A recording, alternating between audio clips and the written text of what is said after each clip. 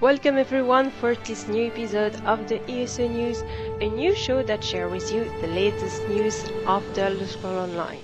So only official stuff, but with my little touch. Today we are speaking about the road ahead, July 2014, where Zenimax shares with us a lot of information concerning the third update that will be released in early August. The update 3 will focus mainly on three things. First, the veteran rank, second, the guilds, and third, a new system to dye your armor. Let's see in detail what's happening. Before to explain you how Zenimax intend to change the veteran rank system, it's important to explain you what was wrong. Usually in MMO, when you reach max level, the endgame is open to you. Either you will do PvP or you will do a lot of dungeon and raids. In the Elder Scrolls Online, it's not working that way. Once you reach level 50 and you have killed Molag Bal and finished the main storyline, you can explore the other faction content and do all their story with your main character. The difficulty of those zones is a lot higher than the difficulty you have encountered while leveling from level 1 to level 50. This to encourage players to group together and to defeat the challenge. But a lot of players didn't like that. First, they didn't like to be forced to do the story in the other faction if they didn't wish to with their main character. A lot of players from a lore point of view prefer to do this history and two stories with their alt from the right faction and not with their main character. They feel it like a betrayal and a lore twist that is not correct. But the main complaints come from players that feel that they face a wall of difficulties while doing this content. They feel it grindy and not rewarding enough. Most of players, when they reach level 50, they want to experiment right away the endgame. The dungeon, the raids, the PvP, they don't want to have to level 10 or their level, even if they are called veteran ranks and not level. So a lot of players feel cheated by Zenimax with this system. So Zenimax have listened to the players and they are making change. Phase 1, Zenimax is nerfing the content. Make sure the difficulty is adapted to a solo player. So the players that were complaining because they find the game too difficult for them will have the possibility to enjoy the questing in the veteran zone alone. Also, a lot of players were complaining that only few builds were viable, and it was betraying the slogan that you can play ESO the way you want. So now this should not cause any problem. This change had been implemented already since July 7. Now the community is very shared about that. A lot of players are happy about the change because it was very much needed, but a lot of players find this over-nerfed. And if players find this over-nerfed, I'm sure it is. It's in a general trend in the MMO business to nerf too strongly to cater some sort of players that cannot stand the challenge. So that's a little bit silly because even if it allows players to solo the game, if the content is becoming too easy, it will become a grind. It will not be challenging, it will not be an adventure anymore, it will not be fun, it will just become something mandatory you're forced to go through and endure to gain your level. Phase 2, they are going to remove the veteran point system and have no more experience instead. And they will allow more experience to gain during the PvP. So the players that were very excited about spending their life in Cyrodiil and war against each other will have the possibility to level completely their veteran rank there. The phase 3 will be announced during QuakeCon July 17. We don't know anything about it, but Zenimax have promised to change everything concerning the veteran rank. This update is not called Guild Extravaganza for nothing, so let's speak about the fun stuff and all the new guild feature that we will have. First of all, a guild leader now can set up to 10 ranks, rename them, and set up different permissions to the guild bank, which is a feature very much needed when you organize your own guild. But the most fun thing is the tabbar. Now you can create your own icon and your own tabbar by choosing different symbols, pre-made and proposed in the game, and combine them with different border and different color.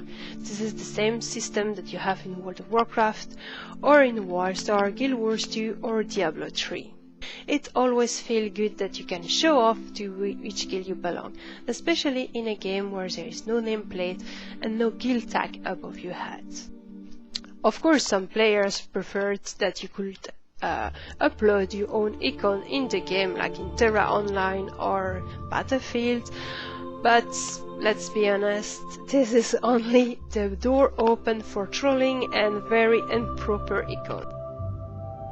A feature that has been begged by players since the release of the game is the dice system. Players really like to customize and personalize their armor, and so they wanted to have the possibility to dye it. So Zenimax offers a system of dye that will be earned through achievement. You can recolor a certain part of your armor like it's currently done in games like Guild Wars 2 and Wildstar.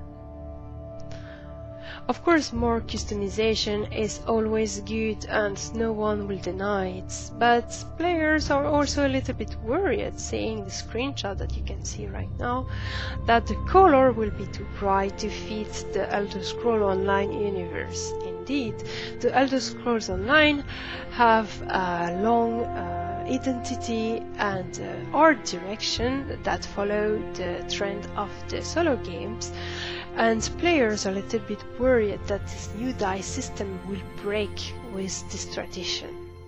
So you are sure that if you have bright color accessible to players, that you will see pink and baby blue and purple armor all around you, and it will break the immersion of our players and lore addicts. So this is something Zenimax need to be careful to, because if they are satisfying a part of their customers, they will also piss off another part of their customer, which are the Elder Scrolls fan, and I think that it's very important to keep that part very happy, as it's probably be the customers that will stay the most faithful and loyal to the game. So my opinion is exactly that. I like the dice system, but I hope that the brightest color will be very hard to earn, like the hardest challenge and the hardest achievement to obtain. So we will not see level 12 guys going around with a pink armor. In addition to those three big changes, Zenimax is also speaking about everything they are working on for the future. For instance, they are working on the Delve, those mini dungeons that are open to the public that you can find in various zones. In the update 3, they will change and make more challenging and bigger the Delves in Color Harbor. They are also working on the combat, making it always more responsive, more immersive and more entertaining. And I can tell you, to have tried and to have played the Elder Scrolls Online since July 2013, that I have gone through a long way. Really, the combat have improved a lot since then, and I'm confident that they will make it even more engaging in future. There is also a lot of class balance and race balance, like the werewolf, which is not a race but whatever. And the auto skills are, of course, reworked to make the experience of player more balanced and more enjoyable. Another thing they are currently working on is the itemization and the rewards players will have through questing and dungeon. They are sure that they want to be sure the player will feel rewarded when they play and when they do something, and to find more different armor sets and different style. So they are working on that, and I can't wait to see the result of this. They also say they will implement a new system that make it easier to find complete set in game. For that I'm a little bit suspicious. I hope they will not make a token sort of system, because I don't really like that. I find it more fun when you can find your loot in a chest or on a boss. And last but not least, Zenimax is also announcing that the European data center in Frankfurt is soon ready to receive the migration of the European mega server that is still hosted to North America for now. So for the European players like me, it will probably be a good news in terms of responsiveness. Even if we are not suffering from lag, there's still this swap weapon that is a bit slow, so I really hope it will fix this. And this is all for the road ahead July 2014. I hope you enjoyed this video and find it informative and entertaining. I will see you next time for a ESO news in August when the patch will be released. Hopefully I will be able to test it beforehand on the PTS and share with you some insight about it. If you enjoy my content, do not hesitate to watch my other video about my Templar Healer and Caster or my Dungeon Run story mode series. See you next time guys, I wish you a very good day.